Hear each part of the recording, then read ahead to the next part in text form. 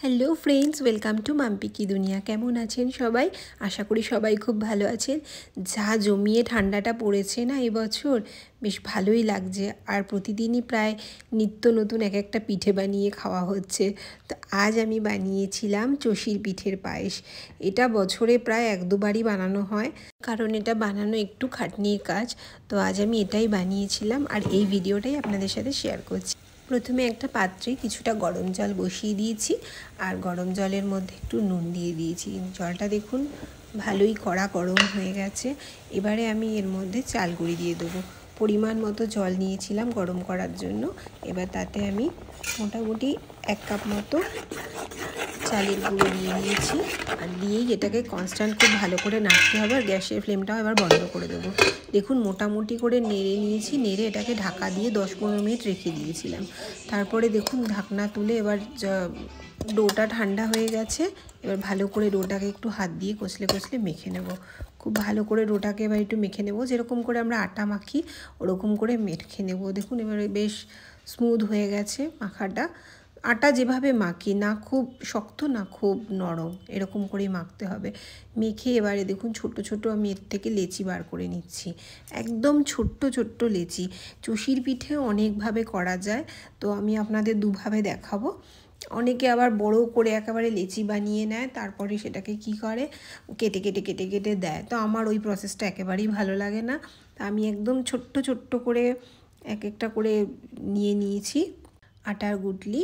এবার এগুলোকে আমি হাত দিয়ে এরকমভাবে দেখুন কিভাবে রোল করে নিচ্ছি।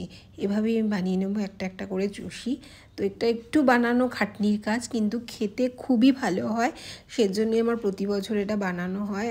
আর এবারে আমি এটা বানিয়েছি আমার বোনের আবদারে। ও কোথায় একটা ভিডিওতে কাউকে বোধহয় এটা খেতে দেখেছে, তখন থেকে আমাকে বলছে চোদ্দি আজকে কিন্তু চষির পিঠে বানাবি তুই।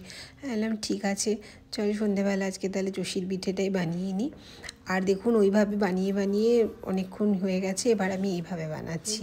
আমার এই প্রসেসটা সবথেকে ভালো লাগে, ওটা আপনাদের দেখালাম, কিন্তু এটা আমার যেন বেশি তাড়াতাড়ি হয়। আর এই যে হাতের মধ্যে আমি নিয়ে নিই একটা বড় একটা দোলা, তারপর ওখান থেকে একটু একটু করে ছিঁড়ে ছিঁড়ে আর একটু শুকনো চালের গুঁড়ি নিয়ে আমি এইভাবে দিতে থাকি। তো এইভাবে চষি বানানোটা যেন আমার কাছে সবথেকে ইজি লাগে। এবার আপনারা যেভাবে বানাতে বেশি কমফর্টেবল সেভাবেই বানাবেন। আর চষির পিঠে বানিয়ে কিন্তু অবশ্যই চালের গুঁড়ো দিয়ে রাখবেন, না হলে কিন্তু একটার গায়ে একটা লেগে যাবে। তো আমি দিচ্ছি আর দেখুন চালের গুঁড়ো দিয়ে নেড়ে নিচ্ছি। আর চষি পিঠে বানানোর আগে আমি দুধ বসিয়ে রেখেছিলাম। এটা গরুর দুধ 2 লিটার মতো আছে, সেটাকে আমি শুকিয়ে শুকিয়ে দেখুন কত কমিয়ে দিয়েছি। আর গরুর দুধ বলেই এরকম ইয়েলোইশ দেখতে হয়েছে। প্যাকেটের দুধ কিন্তু একদম হোয়াইটিশ হয়। গরুর দুধই এখন একদম ক্ষীর মতো করে নেওয়া হয় না, এরকম হলুদ হলুদ দেখতে হয়। আর গরুর দুধের পায়েস খেতে খুব ভালো লাগে। দুধটা ফুটে প্রায় ক্ষীরের মতো হয়ে গেছে। এবার আমি চষিগুলো সব দিয়ে দিলাম। তো সঙ্গে কিছুটা নিচে চালের গুঁড়োও পড়েছিল, যে চালের গুঁড়োটা ওদের মাখিয়ে রেখেছিলাম যাতে একটার গায়ে একটা লেগে না যায়। তো চষির পিঠেটা দেওয়ার পরেই দেখবেন ডুবে যাবে।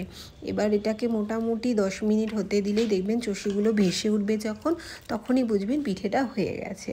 এখন এটা ডুবে আছে বা 10-15 মিনিট পর চষিটা হয়ে গেছে। দেখুন ভেসে উঠেছে। আর এর মধ্যে এবার আমি দিয়ে দিলাম বেশ কিছুটা নলেন গুড়। এই আমার সেই শান্তিনিকেতন থেকে আনা নলেন গুড়। খুবই টেস্টি খেতে, যে কোনো পায়েস পিঠে একেবারে টেস্ট যেন দুগুণ বাড়িয়ে দেয়। তো হয়ে গেল আমার দেখুন পিঠেটা। এবারে বসে গেছে। যখন রেখে দেবো না চষির পিঠেটা, তখন দেখবেন পায়েসটা আরও একটু বসে যাবে। আর এরকম দেখতে হবে। তো ওই যে আমার বড় টেস্টার, সব কিছু বানিয়ে আমি যাকে খেতে দিই সবার আগে তিনি চলে এসছেন। এবার খেয়ে বলছেন আমাকে কেমন হয়েছে খেতে। ওর তো এটা খেয়ে খুবই ভালো লেগেছে, দারুণ দারুণ বেস্ট লেগেছে এরকম বলছে খেয়ে। আর বলছে আমার এই এক বাটিতে কি হবে, আমাকে পুরো হাঁড়িটা ধরে দিয়ে দে। তা যাই হোক, চষিগুলো দেখুন কি সুন্দর, কোনোটার গায়ে লেগে যায়নি, একদম খুব সুন্দর ছাড়া ছাড়া হয়েছে। তো আপনারাও বানিয়ে দেখবেন কেমন হয় আর আমাকে জানাবেন কমেন্টে।